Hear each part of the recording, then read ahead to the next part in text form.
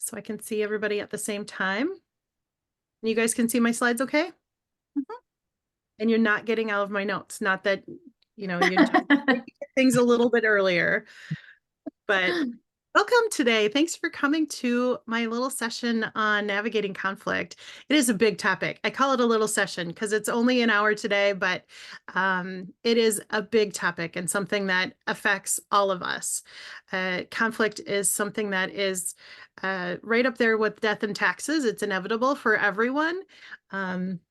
How I came to the work of conflict is I had started working in early childhood programs. I was asked to join an early childhood classroom and then got recruited to work at a church, which was fantastic. And I loved it. I was a float teacher. I started as an assistant director and moved into a director role. The same day that I moved into was asked to be the interim director was the day that I had gotten the call to that I was accepted into graduate school. It was a really exciting day.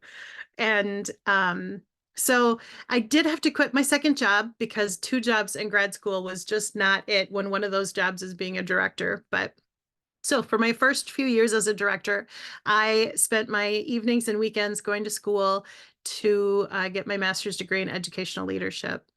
So through that work, I needed to do an action research project, which action research, for those of you who don't know, is a research project based on an actual real life problem that you have in the field of education.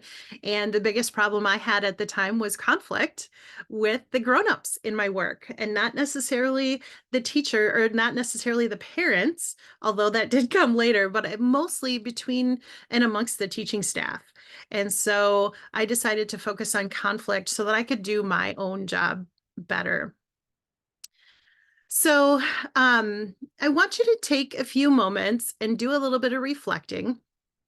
Think about the person that you go to in your life when you want to share the highs and lows, when you have big news to share, like who's the first person you call if you win the lottery, or who do you call when, you've gotten a flat tire or need to talk through a frustrating situation.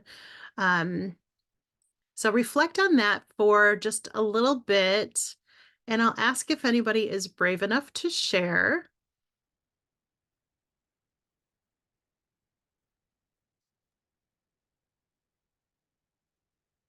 Anybody want to come off mute and share? I would say my husband. Okay. Yep. Partner, spouse, that's very common to be your person. My sister. Yes. Siblings, family are often go-to people. Yeah, I said my husband too, but I was on mute.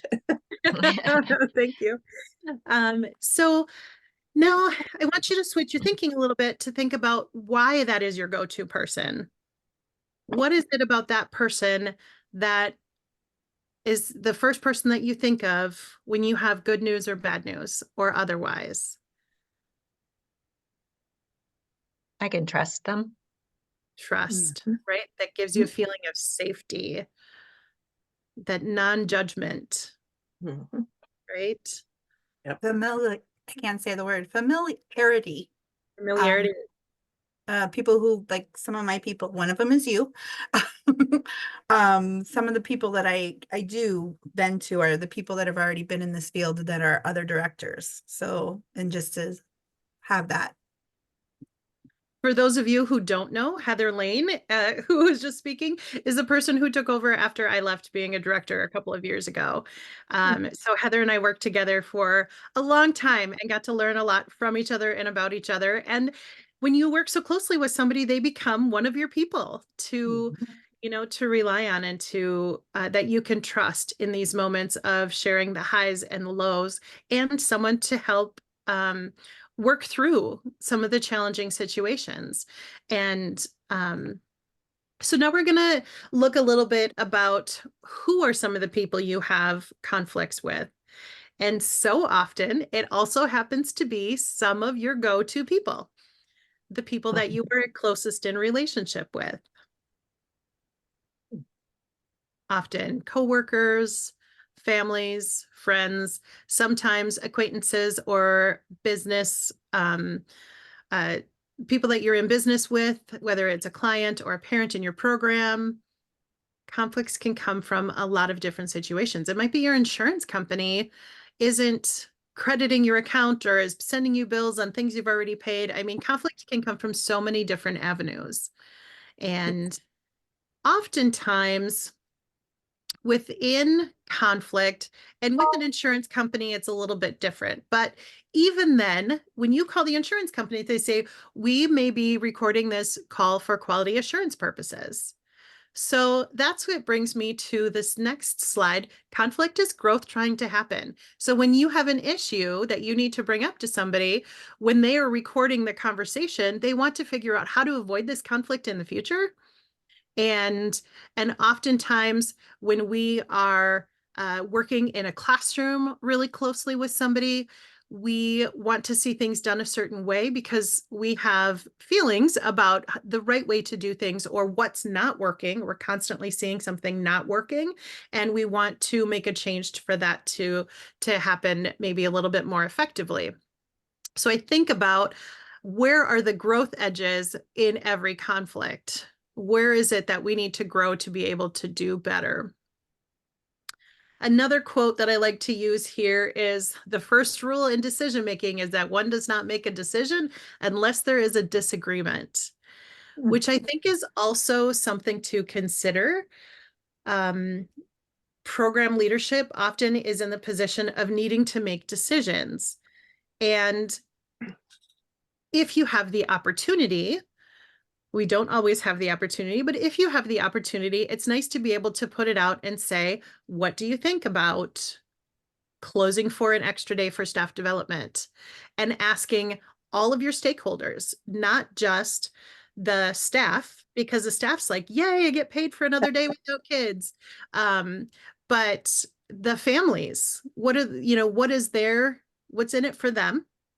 They're going to have to take another day off of work to be able to be there with their child. And that's also a day that likely they're going to have to pay for. So often it comes up that families get frustrated that they don't want to have to pay for another day that they're not getting care for. But if we look at from the perspective of, how is this particular day going to benefit them and their family, we can explain. So here's a challenge that we're having in our classroom. You may have noticed that we've had a little bit more aggression from a single or several students, and we want to take some time for our teachers to really lean into learn how to better handle these situations. And unfortunately, throughout our busy days at work, we're not able to fully get to this content all the time. So taking this extra day will really help our teachers get a leg up to be able to work with this better and have a more successful classroom for everybody. And once we have the opportunity to explain things from that context, I think families will also give us more grace, right? So when someone is struggling, we very often are able to and willing to give them more grace than if we didn't know what struggles they had, right? We often think, oh my gosh, I'm so frustrated that this line is taking so long to get to your turn for service, to have the person say, thank you so much for waiting. I apologize for the wait, but I'm the only one here. Right? Once we get there and we hear that, then we realize, oh my gosh, you're doing all of this on your own. You're keeping the line moving. That's fantastic. You're still going. So I think being able to be in conversation with people and figuring out, just being open to listening and understanding where people are coming from. So I want to take a moment to go back to your own conflicts and think of a conflict that you might be maybe in right now, or something that you've had recently that either was resolved well or maybe wasn't resolved well. But I want you to kind of think about at least one example of conflict that you can think about as we go through the different steps and things today. Does everybody have something in their minds?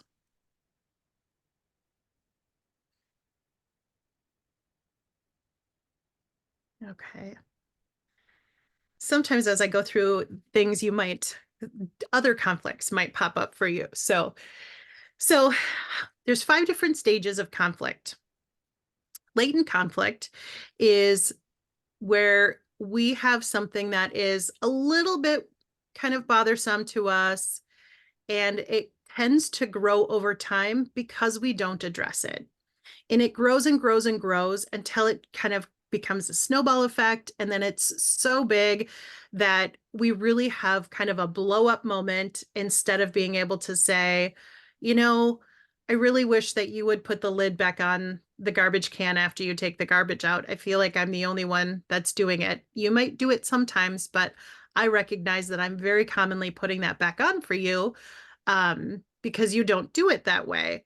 So if I say it now, when it's happened 3 times in a week, rather than waiting until the end of the month where I'm just at my tipping point, and maybe I had a flat tire on the way into work today and I'm carrying that with me as well, and I just can't take it anymore and I blow up. And it's not something that really needs a big blow up, but on top of everything else, that's just kind of how it ends up being.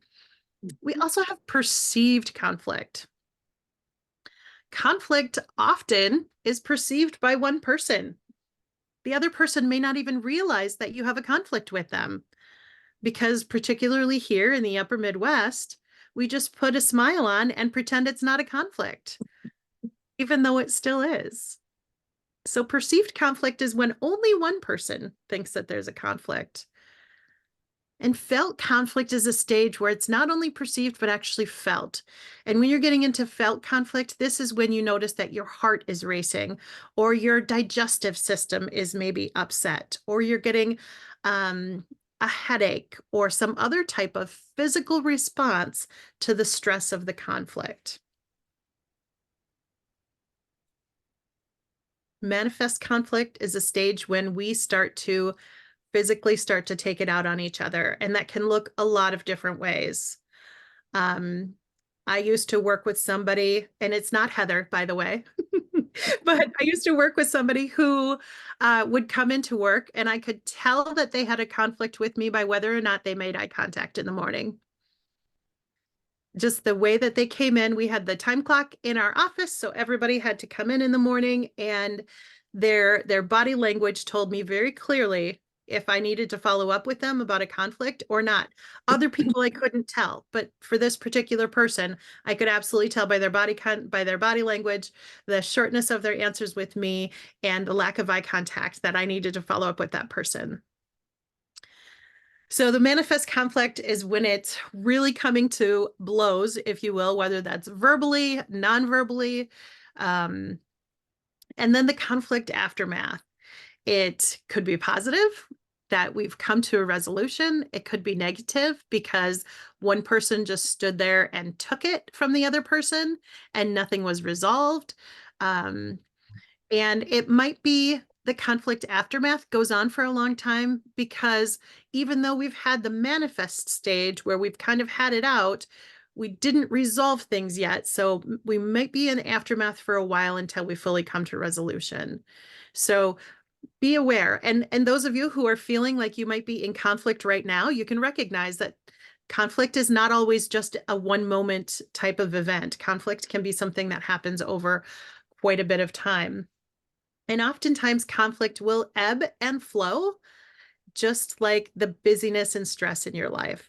You might notice more conflict when you have a busier schedule, because we don't have the mental capacity to think about and spend time focusing on our conflicts when that mental capacity is taken up with day-to-day tasks of making sure that our kids are where they need to be, and that our house is clean, and the dishes are done, and the laundry is folded, and all of those other things taking up time in our days.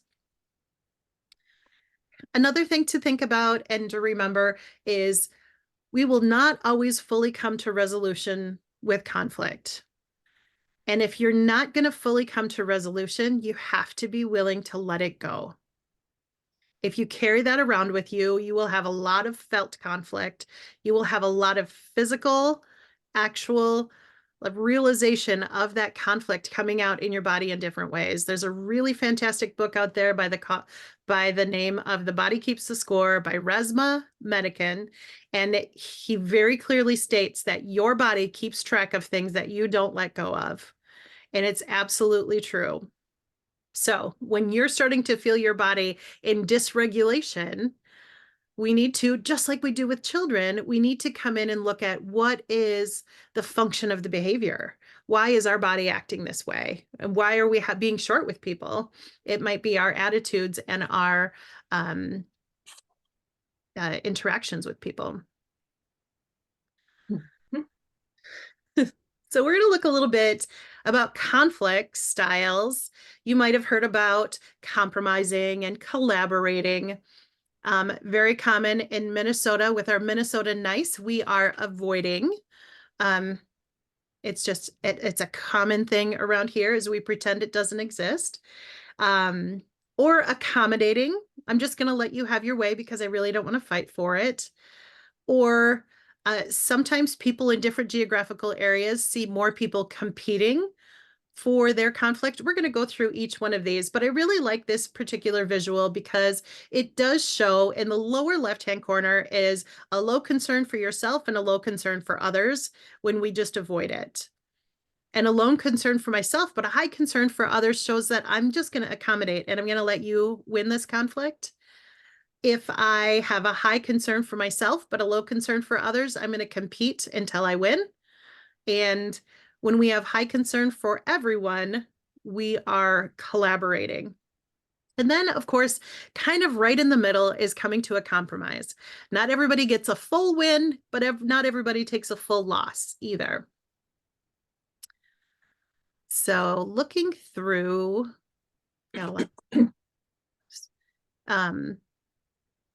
avoiding, it's pretty much plugging your ears and moving on. We're going to be unassertive, but also uncooperative. And it's often low concern for self and low concern for others. Can anybody think of an example of a conflict you might just avoid?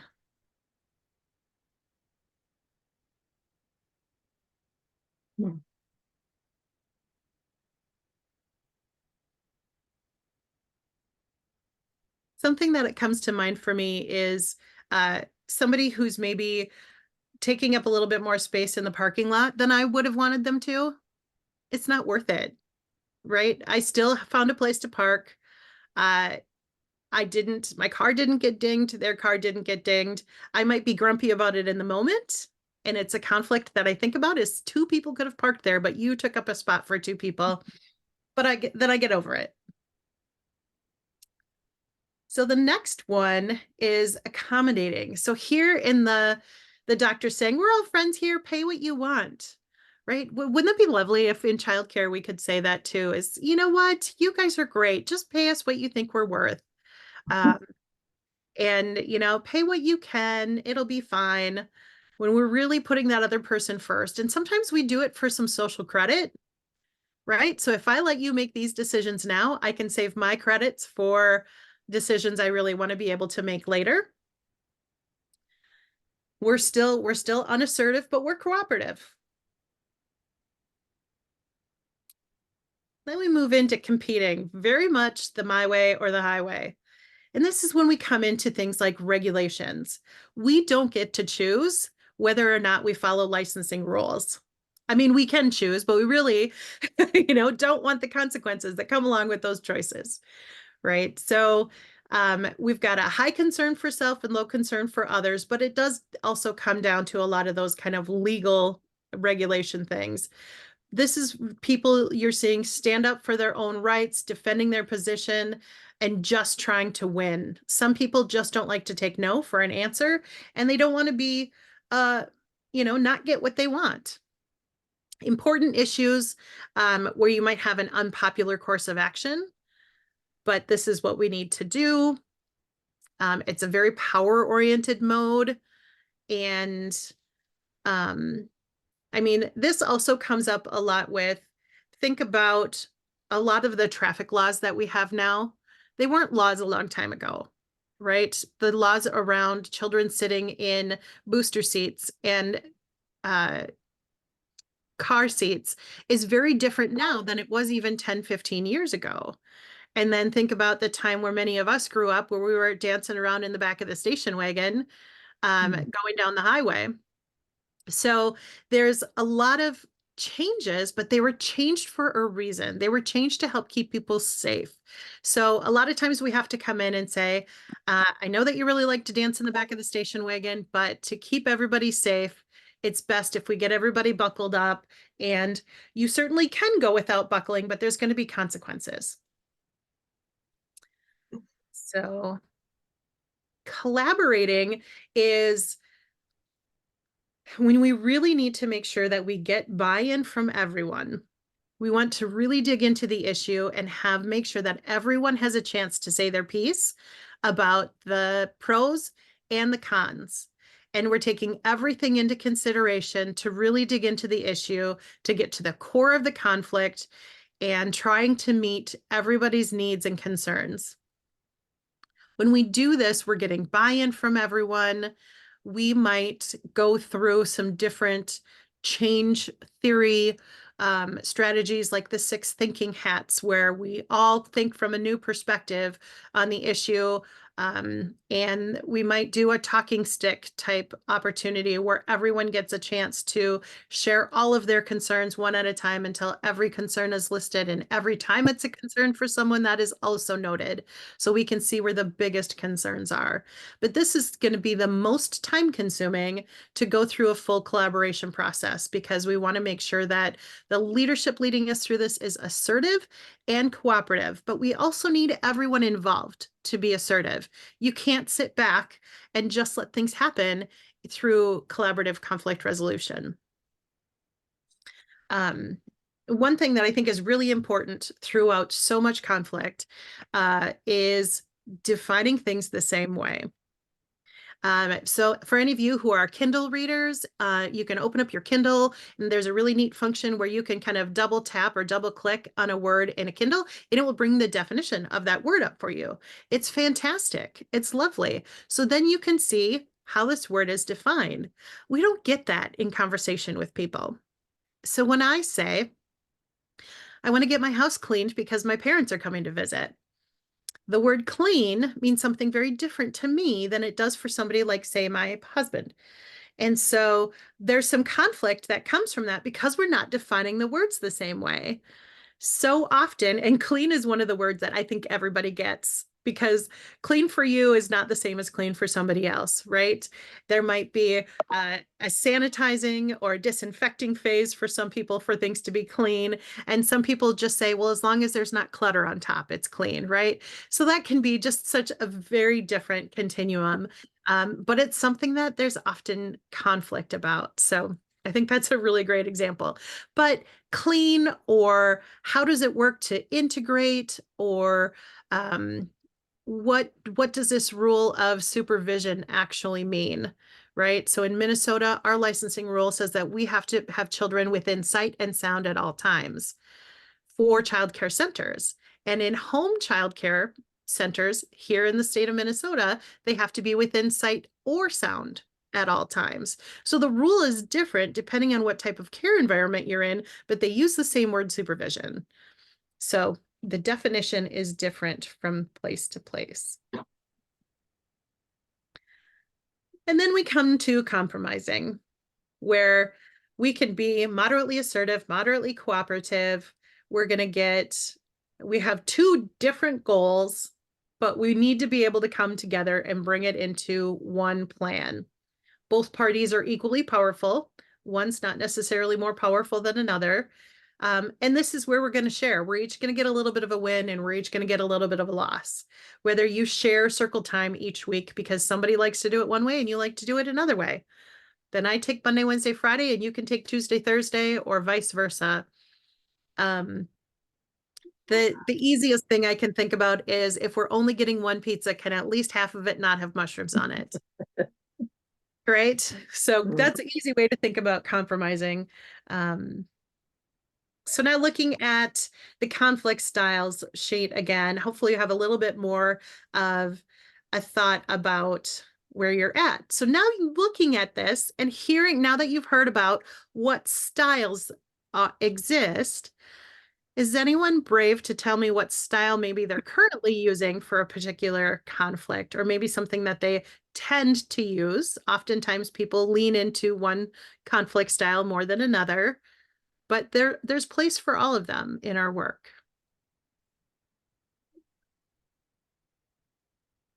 I actually thought of two different things when I was doing the conflict thing. And one of them I'm realizing is compromising, because there's really no right or wrong. So we just have to figure it out, right? But the other one does have to do more with the standards and following things. And that, is that under like competing then, kind of? Yep, competing, that's Yeah. correct. Yeah, right. Yeah. We don't get to be flexible sometimes when it comes to those Yeah. things. Right. Would anybody else want to share? For me, it's accommodating, compromising, and competing. Yeah, and right, because there's some rules we can flex on. Sometimes we can go halvesies, and sometimes, you know what, just do it. And I think, you know, I definitely have seen some people who carry things with them for a long time. And even with encouragement, you need to talk to them about that. You need to talk to them about that, right?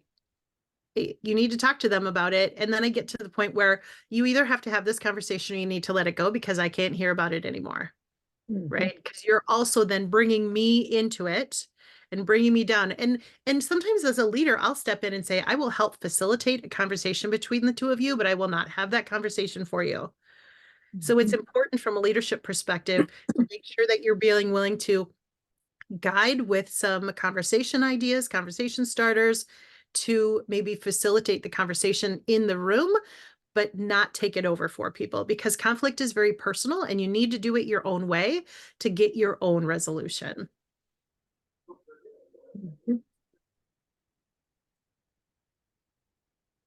Okay. So one of the things that we all do very frequently in this work is giving feedback. And I want to share this particular video because I think it just does a stellar job of talking about giving effective feedback. This is on YouTube. The title is there at the top, The Secret to Giving Great Feedback. And so this is available to everybody, but I'm going to play the video, make sure that I am also sharing my sound. But I got to remember how to do that. Okay. Oh. I'm going to play it and see if you guys can do it. It's asking me for a password, which is weird.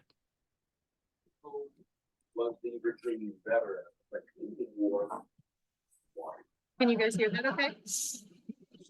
Mhm. You can't hear? Kind I of don't- broke. Yeah, I Yeah. don't think there's, I don't hear it. I mean, That's weird. Okay, let me just try this again.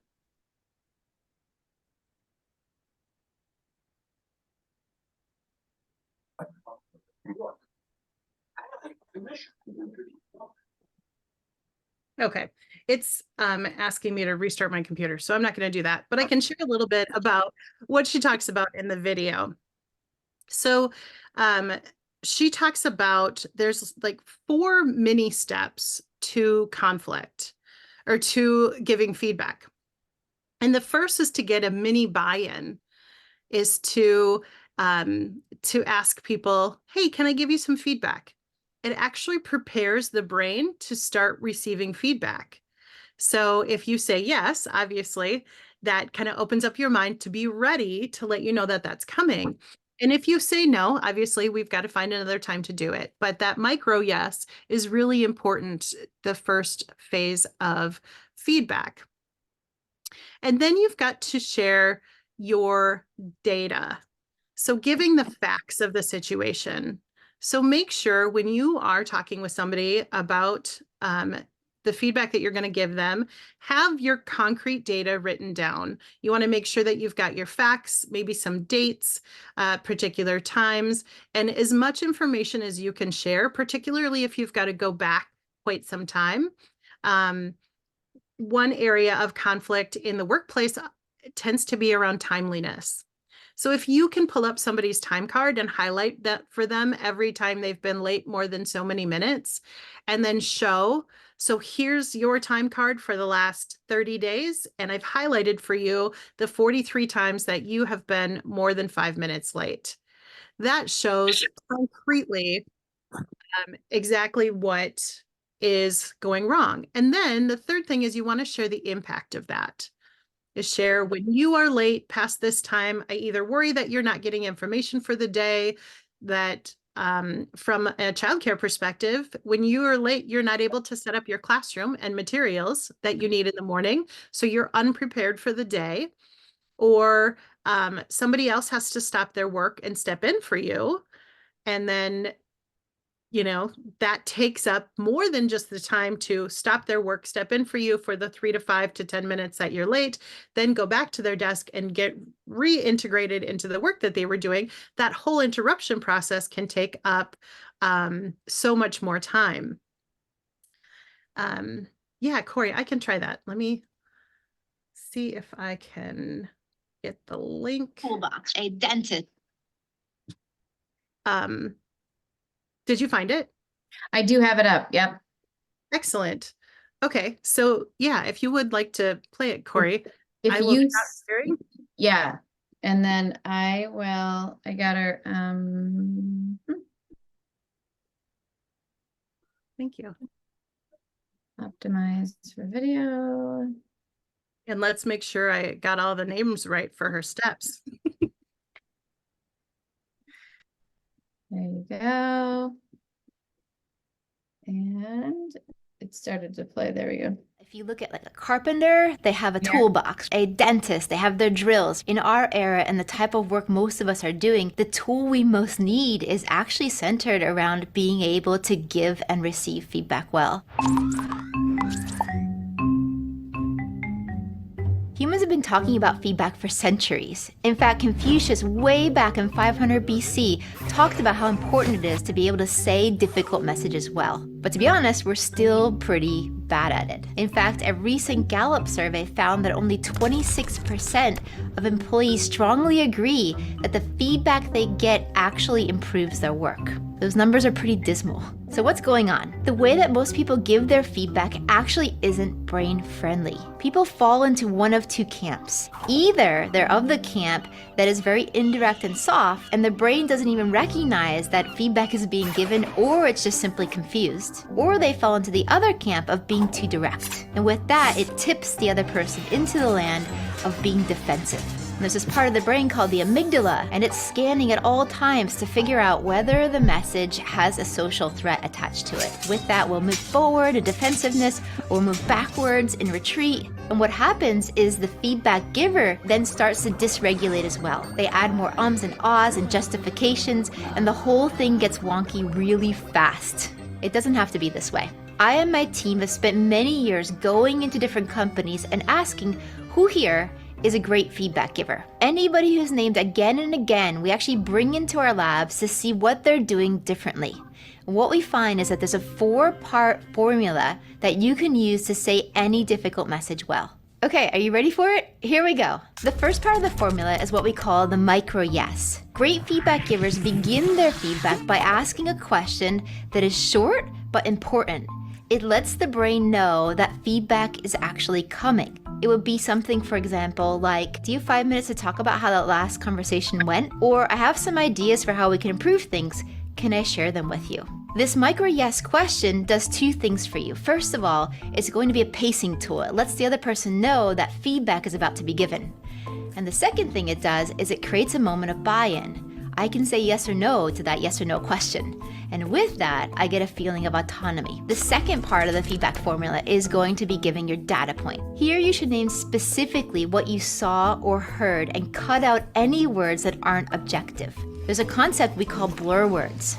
A blur word is something that can mean different things to different people. Blur words are things that are not specific. So for example, if I say, you shouldn't be so defensive, or you could be more proactive. What we see great feedback givers doing differently is they'll convert their blur words into actual data points. So for example, instead of saying, you aren't reliable, we would say, you said you'd get that email to me by 11, and I still don't have it yet. Specificity is also important when it comes to positive feedback. And the reason for that is that we want to be able to specify exactly what we want the other person to increase or diminish. And if we stick with blur words, they actually won't have any clue particularly what to do going forward to keep repeating that behavior. The third part of the feedback formula is the impact statement. Here you name exactly how that data point impacted you. So for example, I might say, because I didn't get the message, I was blocked on my work and couldn't move forward.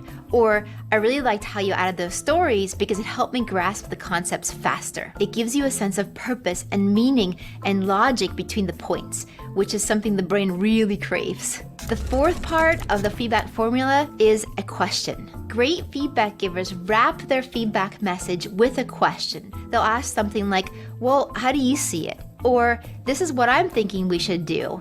But what are your thoughts on it? What it does is it creates commitment rather than just compliance. It makes the conversation no longer be a monologue, but rather becomes a joint problem-solving situation. But there's one last thing. Great feedback givers not only can say messages well, but also they ask for feedback regularly. In fact, our research on perceived leadership shows that you shouldn't wait for feedback to be given to you, what we call push feedback, but rather you should actively ask for feedback, what we call pulling feedback. Pulling feedback establishes you as a continual learner and puts the power in your hands. The most challenging situations are actually the ones that call for the most skillful feedback. But it doesn't have to be hard. Now that you know this 4-part formula, you can mix and match it to make it work for any difficult conversation. Thank you, Corey. You bet.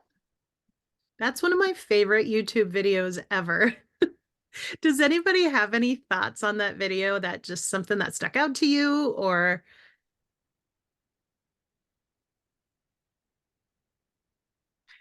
Can't hear you, Cindy.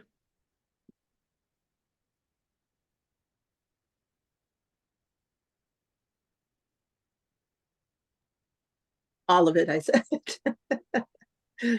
Yes, I came across it in another training and I thought I just need to share this message with the world because it is so powerful and so logical when I think about it, yes, they're so right. Yeah. Any other thoughts or feedback on the video? I just appreciated the way she explained how sometimes when you give feedback, the people really don't even know it is feedback. Like you're not premising it with anything. And so they're just letting it go. And I think that happens probably more than we want to realize. Yeah. Yeah. Often, particularly when you're in leadership and you need to get someone to start doing a certain behavior or stop doing a certain behavior, we take it to a meeting because maybe it's more than one person. And we talk about it at the meeting. However, it flies right over the heads of the people who needed to hear that message. Mhm. And other times, if we come directly to that person, then, like she said in the video, it comes off as an attack, right? But, not everything needs to be a memo. Sometimes it's a conversation, not a meeting, and just getting that feedback specifically to this one person. But going through, giving the data points. I saw you on your phone at this point, and we are not supposed to be on our phones when we're with the children. It's a supervision issue. And, this is the impact. Somebody could get hurt while your attention is somewhere else. And I noticed that happened yesterday while you were on your phone. And, and then finally saying, do you have, do you see things the same way? Do you have any, alternative solutions, particularly here? So again, it's a little bit tricky because we have to worry about like compliance things, right? We don't always get to have a say in like co-creating, okay, how can we compromise on phone use in the classroom? That's not really one that we can compromise on. So, so we go to that. So I'm going to share my screen again. I'll move this back over here. Okay, now that. Okay. Okay, now we're on tips, right? Okay. So I have so many tips when it comes to conflict resolution because there's so many things to think about and our mind is going like a million miles an hour. But Hey, Heather, yeah. we see your whole screen now. Oh, you're seeing my screen with Which your is- face on it? Yes, which is fine, but it I maybe was help sharing the wrong screen. make it a little bigger. How about this one? Now do you see my screen bigger? Yeah, That's perfect. Okay, now we're back to where I used to be. Thank you. Thanks for that. Sitting on the same side of the table. Now, this is something that we don't always necessarily think about, but if you're putting a physical barrier between you and somebody you have a conflict with, we already have a defensive stance Mhm. by putting that barrier in between us. So when I come into a room with somebody that I need to talk to about a sticky situation, is I let them sit down first. And then I will sit on the same side of the table or at a 90-degree angle to them, but pull my chair out so that I have an open body posture to that person. I also need to maybe lower my expectations of that person seeing the same severity in the situation that I do, right? As a leader in early childhood, we have to be very risk averse and very risk conscious all the time. And providers in the classroom have probably, text messaged on their phone how many times and nothing's happened, right? But it still can't be something that we can make it a habit of because something could happen and something big could happen. Being relaxed and personal, I think setting back and, you don't want to be too casual, but talking through it in a way that really gets your point across, but also realize, maybe there's something going on in your life where, you have to keep your phone close by and you haven't shared that with me. I don't expect to know every detail of your personal life, but maybe you have a family member in the hospital and you're waiting on some important news. Give me that heads up ahead of time. And then when you get the call, I'm happy to step in for you so that you can take that call and give your family member also your full attention. And then I can give the children my full attention until you're ready to come back. And sometimes we've got to acknowledge how difficult it is. I had to have a conversation with an employee about body odor. That was really difficult for me, no less. I knew it was going to be difficult for them to hear. And so I acknowledged that. And then coming back to apologizing if necessary. Sometimes I might actually be wrong. And I need to say, I didn't understand things from that perspective. Thank you for filling me in and giving me this new information. And I apologize for not taking that into consideration. Sometimes it's taking time to think. You might think that you're in accommodating, but it might be that we're in either collaboration or compromise, and we just need to take longer to think about it. And if you're in a heated moment and you can't have the conversation right now, it's absolutely imperative and really important for you to say, I need to think on this some more. I can't talk further about it right now. It does not show weakness. In fact, it shows strength that A, you want to continue till we've got a resolution, and B, you recognize that your mind is not in the right place to be able to finish this conversation in a way that is going to do everyone justice. Starting with positive, kind of like we give feedback sandwiches on the children. We start with something positive. We talk about what we've got to work on, and then we end on something positive. Think about how you want to receive some of this feedback. How do you want people to approach it with you? I don't only want to hear that I suck and need to fix things, right? I would like somebody to say that I do have some worth and there's positive things about me too. And include some commonalities, right? We've got the same goal here. We want the children to be safe, or our goal might be that we want to, keep the children all quiet at nap time, but we've got to come up with a different way of going about it. And then take responsibility for your part. So if you're taking on a responsibility of some of the, maybe coming up with some solutions to how to keep everybody quiet at nap time at the beginning of nap time, I'm going to go back and do the research before we come back together. So set a time to come back and do your work. So here's another list of tips. So John Maxwell is a very, very famous author on leadership. And here's some of the questions that he asks. Have I invested enough in this relationship to be candid? Have you put enough coins, or have you filled up their bucket enough to start making withdrawals? Think about, have we said enough positive things to them in the relationship that if I have to say a few things about things to change or do better, is this going to ruin the relationship? Have I demonstrated that I value them as an individual? That's another big piece. Is it their issue or mine? I might need to just realize that I have to drop this conflict because it's all about me and not about them. Is the issue more important than the relationship? And we've got to take a step back sometimes and look at, is this something that is going to still affect me in 3 hours, 3 days, 3 weeks, 3 months, 3 years? What does that look like long term? Is this just a today issue? Is it just at this party? They're not doing what I want them to do at this party, but then when this party's over, the conflict is gone. So what is the long-term important piece of the relationship? And am I willing to invest the time and energy to help them make a change? Am I setting clear expectations? And John Maxwell says too about, can I show the details, right? Like she said in the video, and not just say what's wrong. You're being defensive. You're not cleaning well enough, right? I've got to be very specific. Have I addressed it in a previous less formal setting? Sometimes when it comes to doing some of these, I'm writing you up for being on your phone.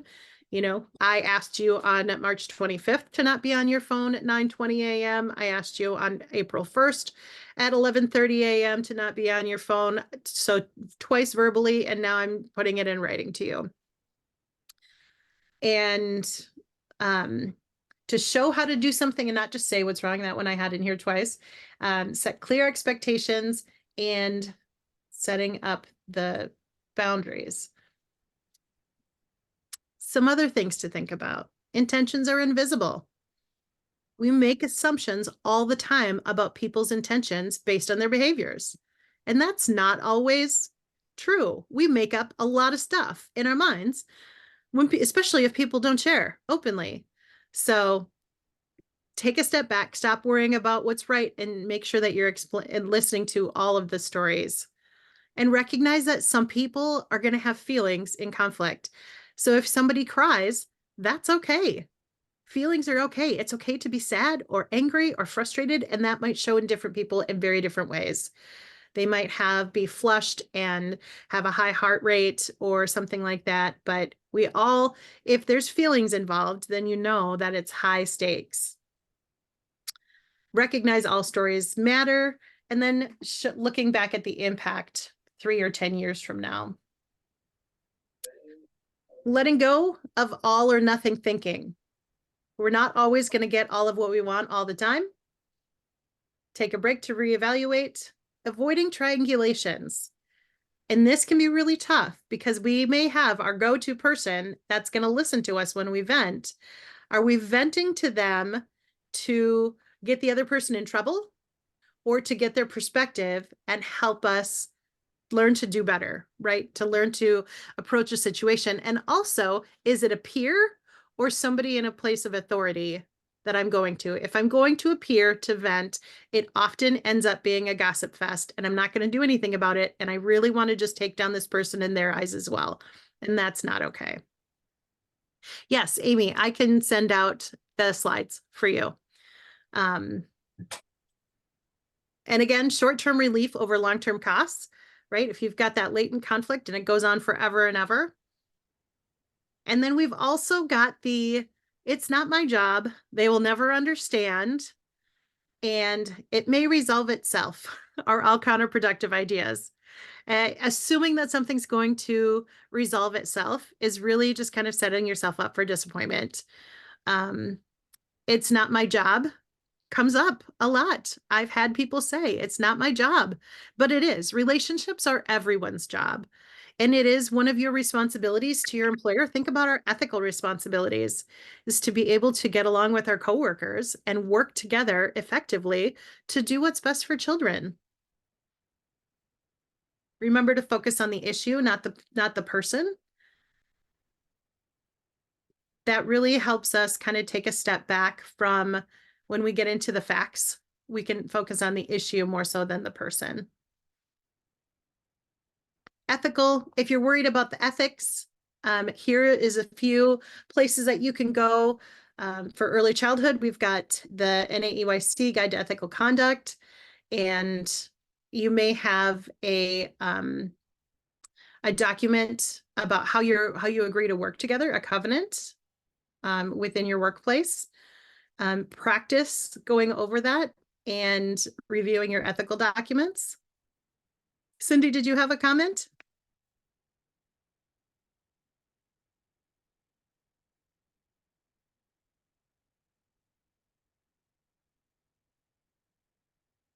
Oh, maybe not. Okay. And create meaningful workplace norms. What is the norms for behavior in meetings and or times together? Those are really important to, again, you can do norms instead of a covenant, depending on what works best for your workplace culture. So that is the end of my slides. What kind of questions or comments do you have for me or for each other? Thank you, Heather. I was just going to plug quickly. I think that our Zywave HR software for ELEA members also has a few different resources for code of ethics and things like that, policies that you can use within your workplace. The other thing that I was thinking of as you were going through those lists of things is I have to reframe myself a lot with my preteen daughter and ask myself, am I frustrated, right? Am I beginning to be challenged by something that's an expectation that I have not communicated? Yeah. I am really good at being frustrated by an outcome that's an expectation that I've never communicated well. And so making sure that we do express our expectations very clearly before we let those frustrate us when someone doesn't follow through on them. Yeah, it comes back to double clicking on those words and making sure we're defining them the same way. How are we defining our expectations? Yeah, I liked the definition of clean, and sometimes we talk, what does done look like? You know, in another type of situation, what does this look like when it's done? So you know, kind of, am I done or not? Because so I thought that was a very valuable reminder.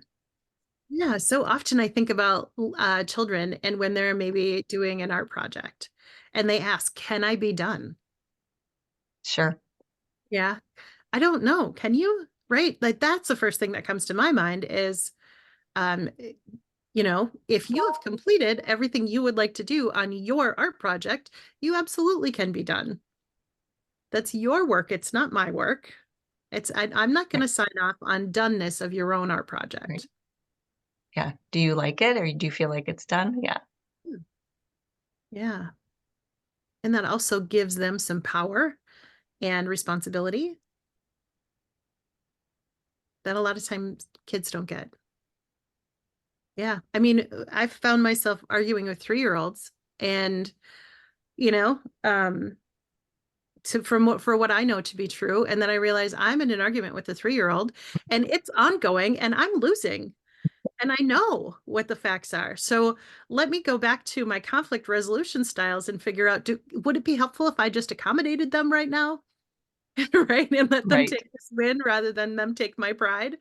So sometimes we kind of get caught up in, you know, I know this to be true and I need to hang on to it. I thought about this a lot, the whole I know this to be true and I need to hang on to it in my anti-bias, anti-racism personal journey. Through that is Wow. there were a lot of things that I thought I knew, particularly about things in history, that were not in fact true the way that I grew to understand them. And as I learn new perspectives and hear from more voices, I definitely am opening my mind up to recognize that I heard a version and that was not the only story there was to be heard. You had referenced something about the way you think about something about 6 hats, or I don't know what that was. That sounded interesting. There's I believe it's probably under change management, but it's called the 6 Thinking Hats. And there's a book and it tells you about each of the different hats. And the theory behind it is everyone puts on the hat to say, what are the benefits of this change? And then everyone puts on a hat to say, what are the challenges of this plan? And I can't remember what all the hats are, but everybody looks at it from that perspective until that perspective is exhausted. And you go through all of the different 6 thinking hats to kind of, it's a way of using that collaboration, a tool to bring everything up to make sure that everything is on the table so that as you go forward to make a decision that everything has been considered. Okay. Thank you. Yeah.